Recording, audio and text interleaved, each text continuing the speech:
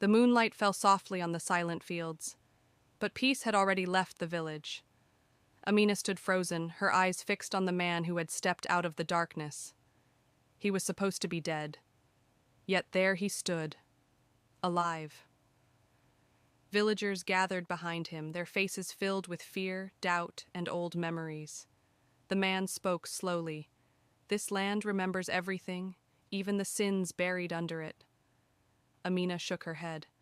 My father was an honest man, she whispered. The man smiled bitterly. Honest people also make promises and break them. He revealed the truth of the land, how it once belonged to his family, how hunger and desperation changed hands, and how silence allowed injustice to live for years. The villagers listened, their hearts growing heavier with every word. At dawn, Amina was brought to the village courtyard. Her children cried, clutching her dupatta. Her husband tried to protect her, but the crowd was stronger. A holy Quran was placed in Amina's trembling hands. She held it close to her chest. With tears in her eyes, she said, I swear before Allah, I have never harmed anyone knowingly. Silence followed. Even the wind seemed to stop.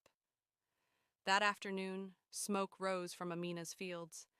The crops she had grown with prayer and patience were destroyed. Some villagers whispered in fear, others turned their faces away. Amina fell to her knees, but her faith did not leave her heart. That night, her mother-in-law finally spoke.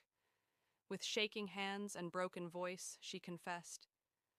The land was taken unjustly, and the truth was hidden for too long. Tears flowed freely. The weight of old sins filled the room. Suddenly, shouts echoed from outside. Villagers rushed toward the noise. A man lay on the ground, motionless. Fear spread like fire.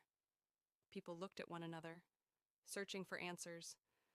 Then their eyes turned toward Amina's husband. He stood still, surrounded by accusing faces, unable to speak. Amina screamed his name. The night swallowed her voice. Truth had finally surfaced, but at a terrible cost. And the question remained, who was truly guilty, to be continued?